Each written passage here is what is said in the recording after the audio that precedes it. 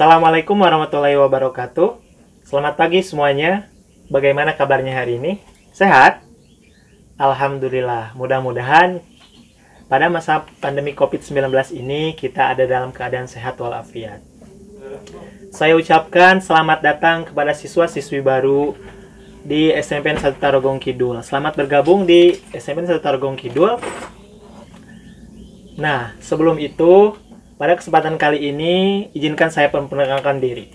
Nama saya Dede Nurdiansyah. Kalian bisa memanggil saya Pak Dede. Saya mengajar pada mata pelajaran Pendidikan Agama Islam dan Budi Pekerti. Namun, pada kesempatan kali ini, yaitu pada masa pengenalan lingkungan sekolah, saya akan menjelaskan tentang bahaya narkoba terhadap kesehatan. Nah, tema kita hari ini adalah narkoba dan dampaknya terhadap kesehatan. Tapi, apakah kalian tahu apa itu yang namanya narkoba? Hah? Tahu? Narkoba itu bukan nama dari satu benda, tetapi narkoba itu adalah singkatan. Singkatan dari 3 suku kata, yaitu yang pertama, narkotika. Nah-nya dari narkotika. Yang kedua, K-nya dari psikotropika. Yang ketiga, B-nya dari bahan adiktif lainnya. Apa sih itu narkoba? Menurut Undang-Undang Nomor 35 Tahun 2009, narkoba adalah zat atau obat yang berasal dari tanaman atau bukan tanaman, baik sintetis maupun semi-sintetis, yang dapat menyebabkan penurunan atau perubahan kesadaran, hilangnya rasa, mengurangi sampai menghilangkan rasa nyeri, dan dapat menimbulkan ketergantungan yang dibedakan ke dalam golongan-golongan. Jadi itu ya, narkoba itu singkatan dari 3 suku kata. Narkotika, psikotropika, dan bahan adiktif lainnya. Yang pertama, narkotika. Apa sih narkotika itu? Narkotika adalah zat atau obat, baik yang bersifat alamiah, sintetis maupun semi-sintetis, yang menimbulkan efek penurunan kesadaran, halusinasi, serta daya rangsang. Jadi, narkotika itu berbentuk obat-obatan biasanya, yang dapat menimbulkan efek penurunan kesadaran, hilangnya kesadaran dari diri seseorang, halusinasi, berhalusinasi, serta menghilangkan daya rangsang. Jadi, kita merasa kebal terhadap rasa nyeri, rasa sakit, ataupun terhadap apapun ya, merasa kebal gitu. Ada rasa kebal dalam diri kita. Narkotika yang sering digunakan di dunia, yang pertama ada ganja, ada juga kokain, ada juga heroin, ada opium, dan ada juga sabu-sabu. Yang selanjutnya ada namanya psikotropika. Psikotropika adalah zat atau obat yang bekerja menurunkan fungsi otak serta merangsang susunan saraf, sehingga menimbulkan reaksi berupa halusinasi, ilusi, gangguan, cara berpikir, perubahan perasaan yang tiba-tiba, dan menimbulkan rasa kecanduan pada pemakainya. Jadi itu psikotropika ya. Sama bentuknya juga, ada yang obat-obatan dan ada yang terbuat dari sintetis, ada non-sintetis juga ya. Psikotropika yang sering digunakan contohnya ada sedatin, ada ekstasi, ada LSD. Tahu LSD? LSD itu adalah suatu zat, salah satunya terkandung dalam lem ibon. Tahu lem ibon? Banyak ya, di lingkungan kita banyak ada orang-orang istilahnya sedang ngelem. Itu adalah salah satu jenis psikotropika yang dapat menyebabkan halusinasi ya. Nah, makanya jangan coba-coba mencoba lem ya, itu termasuk psikotropika dan disebutnya juga penyalahgunaan narkoba. Yang ketiga ada zat adiktif lainnya. Zat adiktif lainnya yaitu adalah bahan aktif yang bukan termasuk narkotika atau psikotropika, tapi menimbulkan ketergantungan atau adiksi yang sulit dihentikan dan berefek ingin menggunakannya secara terus-menerus. Contoh zat adiktif yang paling sering digunakan seperti alkohol, tembakau, sedatif hipnotika, dan inhalasia. Tahu alkohol? Ya, minuman keras. Itu adalah salah satu zat adiktif yang dapat menimbulkan kita ingin terus mengkonsumsi hal tersebut atau alkohol tersebut. Yang kedua tembakau. Tahu tembakau? Rokok ya. bahan dasar dari rokok. Jadi rokok itu termasuknya adalah zat adiktif, yaitu zat yang dapat menimbulkan kita ketergantungan terhadap hal tersebut. Seperti yang kita tahu kan, ketika seseorang pertama kali mencoba rokok, mungkin dia tidak akan langsung kecanduan ya, tetapi setelah mencoba 1 kali, 2 kali, 3 kali, ketika yang keempat kalinya pasti dia akan menjadi ketergantungan terhadap hal tersebut. Bisa kita lihat ya dalam kehidupan sehari-hari, seseorang merokok itu tidak hanya 1 atau 2 kali kan, tetapi sering, bahkan setiap hari, setiap jam mungkin mereka akan merokok, karena dalam merokok tersebut ada zat adiktif yang menimbulkan rangsangan. Ketika seseorang tersebut tidak mengonsumsi atau tidak merokok, itu akan mengganggu pikirannya gitu, akan mengganggu ketenangannya. Jadi ketika tidak merokok, tidak betah gitu, karena itu adalah salah satu zat adiktif yang yang berefek terhadap seseorang ingin menggunakan zat tersebut secara terus-menerus. Nah, jadi narkoba itu adalah singkatan ya dari 3 kata, yaitu narkotika, psikotropika, dan zat adiktif lainnya. Selanjutnya ada yang namanya pembagian narkoba. Ya, narkoba juga terbagi ya. Yang pertama, berdasarkan asalnya. Maksudnya berdasarkan asalnya itu bahan pembuatannya ya. Karena seperti tadi dikatakan bahwa narkoba itu ada yang alami, ada yang sintetis, ada yang semi sintetis. Yang pertama, yang alami. Apa sih disebut narkoba yang alami? Yaitu narkoba tanpa adanya proses fermentasi, isolasi, atau proses produksi lainnya ya. Jadi memang bahan dasarnya itu ada dari alam atau mengambil dari alam, tanpa difermentasi dulu, tanpa diisolasi dulu, ataupun tanpa melakukan proses produksi yang lain. Contohnya seperti ganja, ada opium, daun koka, dan lain-lainnya ya. Ganja, kalian tahu daun ganja ya, seperti bentuknya itu seperti daun singkong. Itu kan tidak diproduksi, tetapi memang ada di alam, ditanam ya. Ada juga bunga opium, tahu bunga opium? Bunga opium itu sejenis bunga yang memang mempunyai mempunyai efek halusinogen juga seperti ganja ya. Ada juga daun koka. Jadi memang yang pertama alami ya, yaitu berdasarkan dari alam. Yang kedua, ada semi sintetis, yaitu narkoba yang melalui proses ekstraksi dan isolasi. Contohnya morfin, heroin, kodein. Jadi narkoba yang kedua ini adalah jenis narkoba yang memang diproduksi gitu ya, tetapi tidak semuanya bahan kimia, tetapi ada memang yang salah satu jenisnya dari bahan alamiah ya. Yang ketiga, sintetis, diproduksi secara sintesis ya. Contohnya amfetamin, petidin, petinidin, dan dexamfetamin ya. Gitu. Jadi berdasarkan asalnya ada 3 ya, ada yang alami, ada yang semi sintetis, ada yang sintesis. Ya. Ada yang sintetis ya. Yang kedua, berdasarkan efek yang ditimbulkan. Jadi kan narkoba itu pasti berefek ya, menjadi suatu mengganggu pikiran kita lah. Yang pertama, depresan atau downer, berfungsi mengurangi aktivitas, membuat pengguna menjadi tidur atau tidak sadar diri ya. Jadi membuat kita tidak sadar diri, mabuk misalkan, atau tidak sadar diri lah. Jadi hilang kesadaran, yang pertama. Yang kedua, stimulan atau euper, berfungsi merangsang fungsi tubuh dan meningkatkan kegairahan kerja, segar dan bersemangat secara berlebihan ya. Jadi yang kedua itu memang ada efek bagusnya.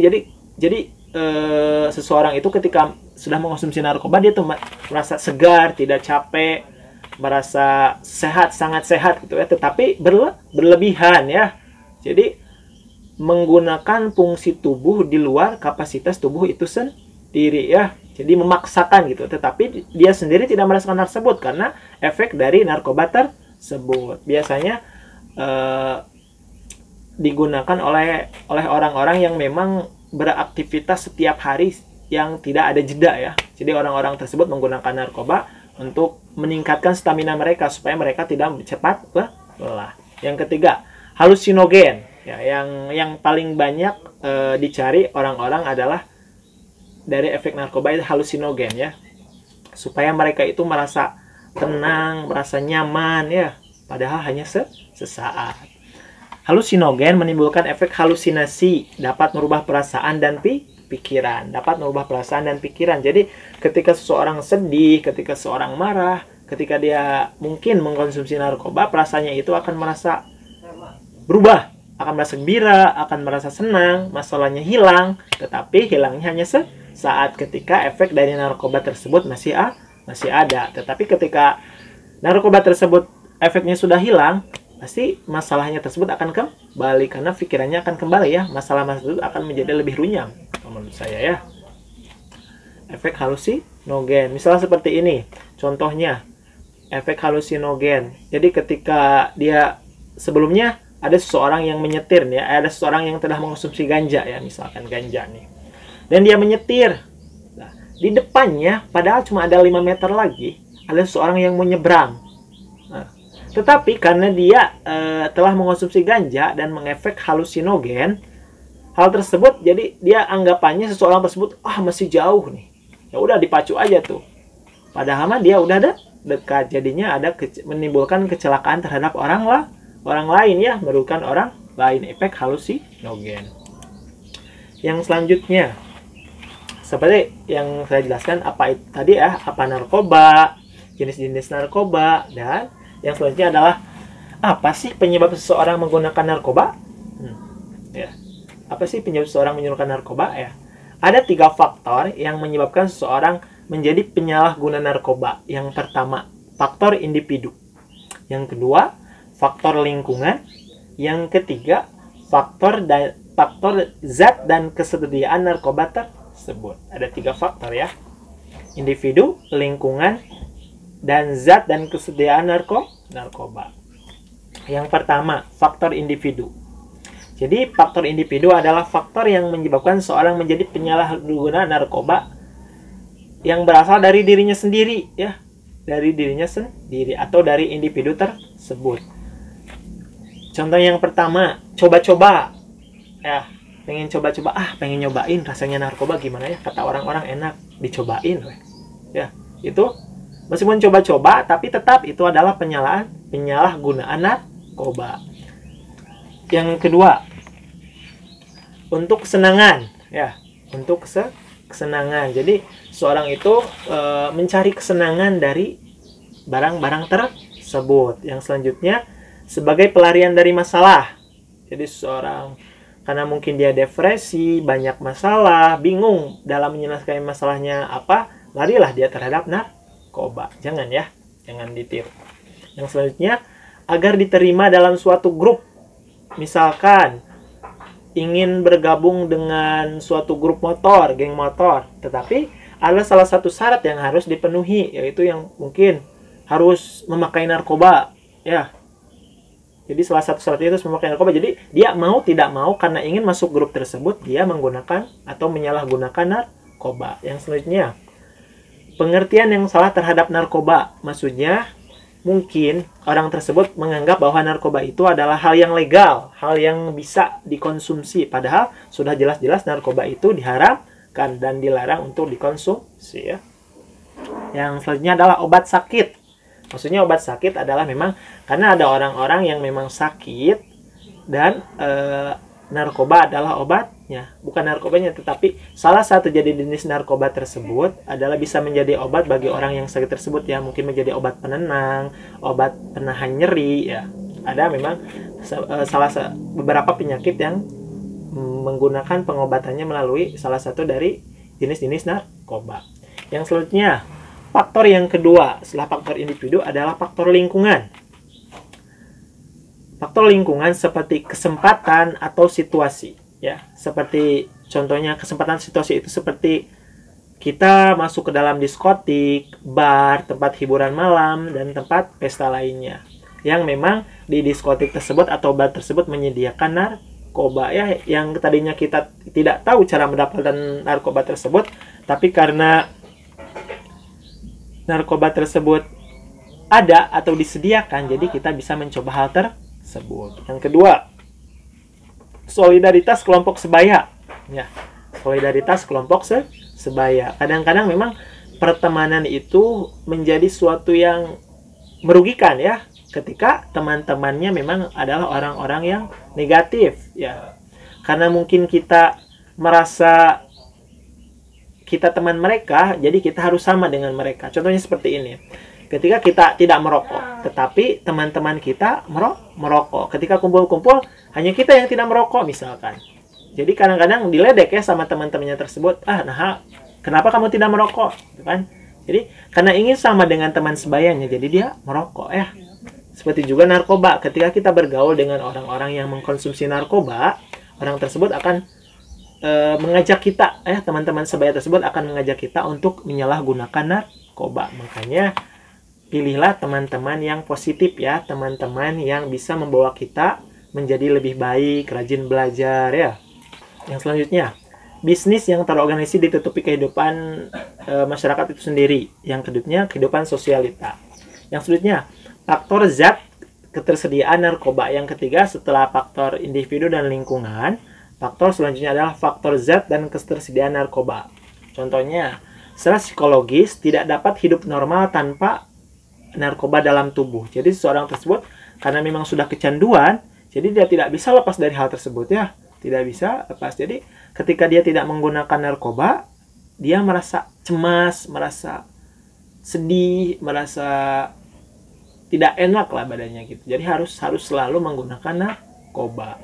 Secara fisik kesakitan dan tidak nyaman bila dalam tubuhnya tidak ada narkoba. Seperti yang saya katakan tadi, bahwa memang ada penyakit-penyakit tertentu yang pengobatannya itu melalui salah satu jenis dari narkoba. Selanjutnya, zat-zat narkoba memberi rasa nikmat ya. Itulah yang dicari oleh orang. Kenapa mereka ingin mencoba narkoba? Karena katanya narkoba tersebut dapat memberikan kenikmatan terhadap diri gitu ya, terhadap pikiran, meskipun itu sementara. Selanjutnya, ketika kita sudah tahu apa itu narkoba, jenis-jenis narkoba ya, dampak ataupun faktor yang menyebabkan penyalahgunaan narkoba ya. Selanjutnya adalah kenapa sih narkoba itu disebut berbahaya? Ada yang tahu? Akan saya jelaskan dampak negatif dari narkoba. Yang pertama, organ tubuh menjadi rusak ya. Ketika seseorang mengkonsumsi narkoba, organ tubuhnya akan rusak ya. Seperti hatinya, jantungnya, lambungnya, saraf-sarafnya ya, otaknya akan rusak. Jadi sangat merugikan diri sendiri ya, meskipun memberikan kenikmatan, tetapi banyak sekali efek negatif yang ditimbulkan terhadap tubuh kita sendiri. Yang kedua, perubahan sikap dan mental ya. Yang tadinya orangnya ceria, yang tadinya orangnya selalu gembira, bersemangat, ketika dia menjadi pengonsumsi narkoba, sikapnya itu akan berubah menjadi lemah, murung, ingin menyendiri, takut ya, karena mungkin takut ketahuan oleh orang lain. Selanjutnya, masa depan suram. Tahu masa depan suram? Madesu ya. Ketika seseorang mengonsumsi narkoba, misalkan anak sekolah mengonsumsi narkoba, pasti kan dari sekolahnya tersebut akan dikeluarkan ya, akan di drop out ya, ketika ketahuan melalui narkoba. Akan mendapatkan sanksi sosial dari masyarakat, akan dijauhi oleh teman-teman, akan mendapat sanksi sosial di masyarakat. Jadinya ketika mantan pecandu narkoba itu ya, ketika dia ingin mencari pekerjaan atau mencari itu bakal sulit ya, karena mempunyai catatan buruk dalam kehidupannya. Yang selanjutnya, berpotensi terjerumus tindak kriminal ya. Kalian tahu kan narkoba itu mahal ya. Sedikit saja harganya sangat mahal. Jadi ketika seseorang sudah kecanduan tetapi dia tidak mempunyai penghasilan atau tidak mempunyai uang, tidak menutup kemungkinan orang tersebut akan melakukan tindak kriminal untuk mendapatkan narkoba tersebut atau mendapatkan uang untuk membeli narkoba tersebut. Yang selanjutnya, pidana penjara hingga vonis mati ya.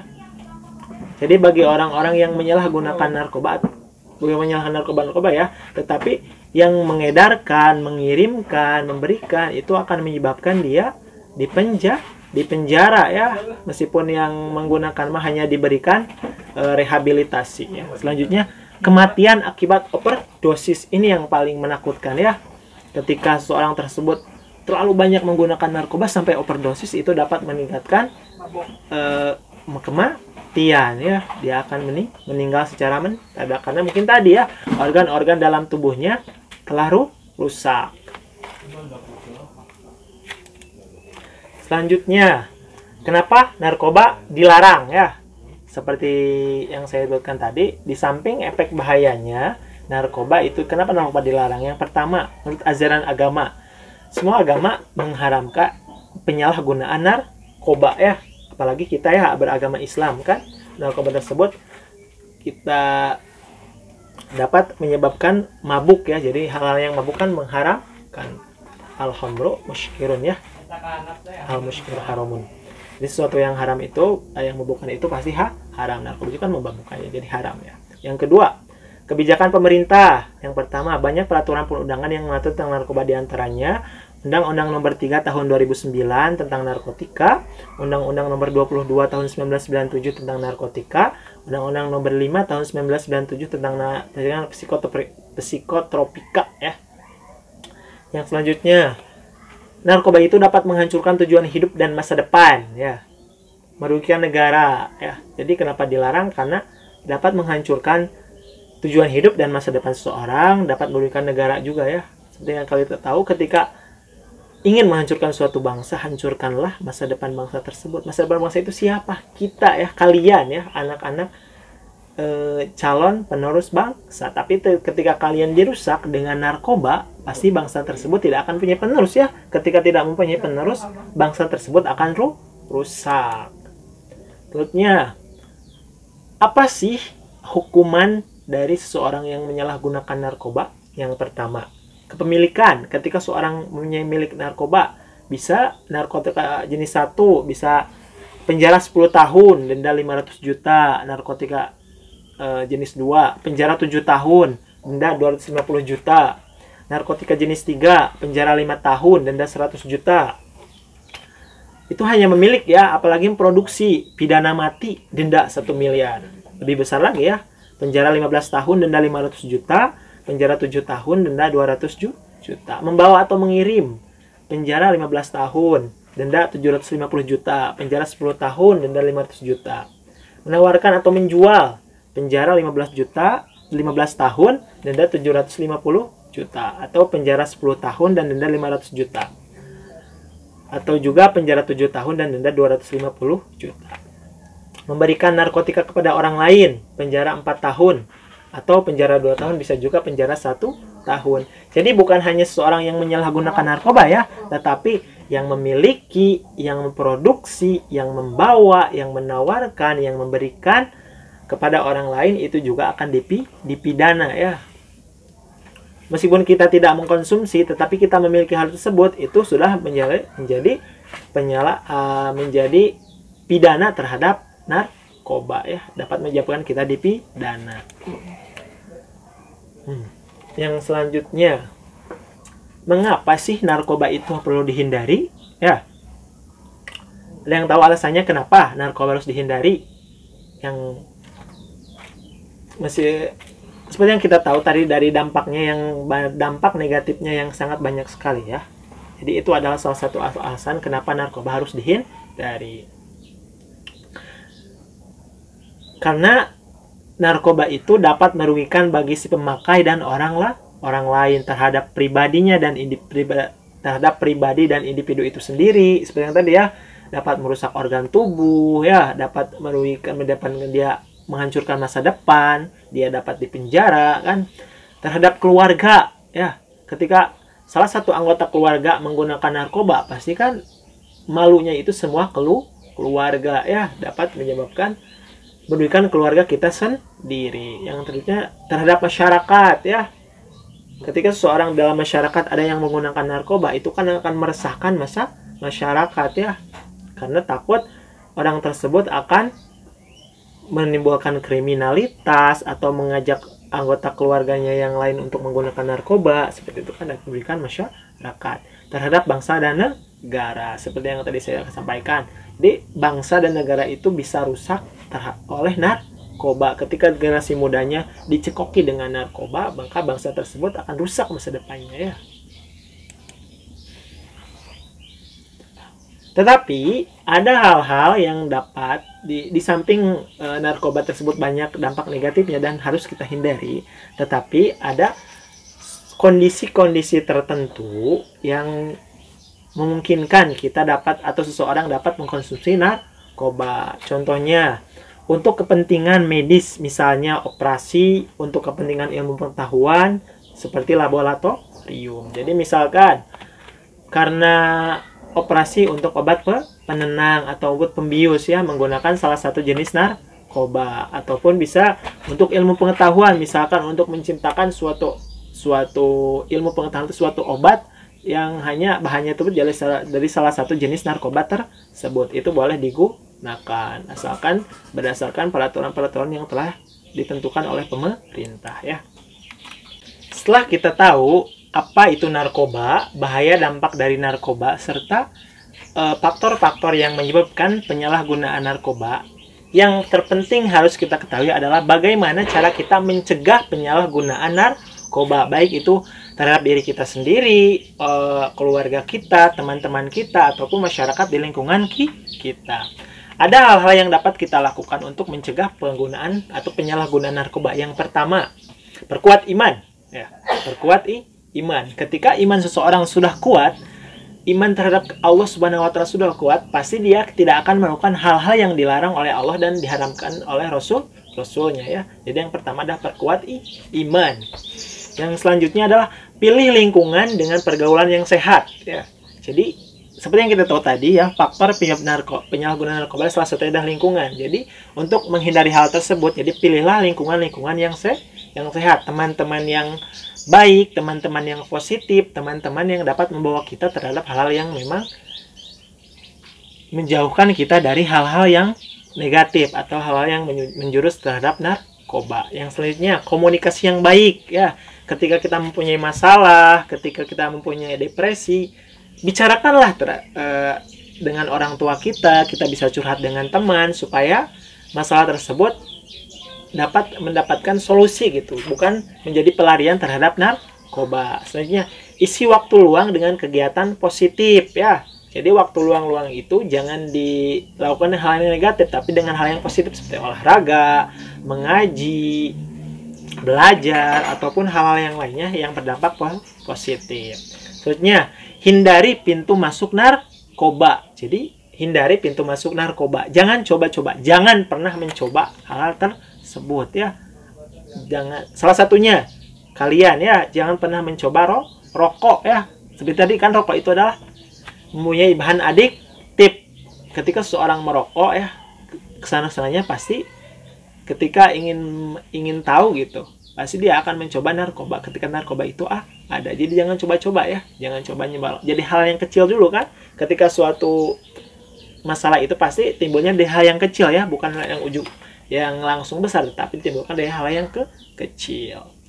Selanjutnya, bagaimana ketika seseorang telah menjadi pecandu narkoba ingin sembuh dari menjadi pecandu narkoba? Yang pertama, bisa diterapi ya, terapi adiksi atau terapi infeksi, atau juga rehabilitasi dan pelatihan mandiri ya.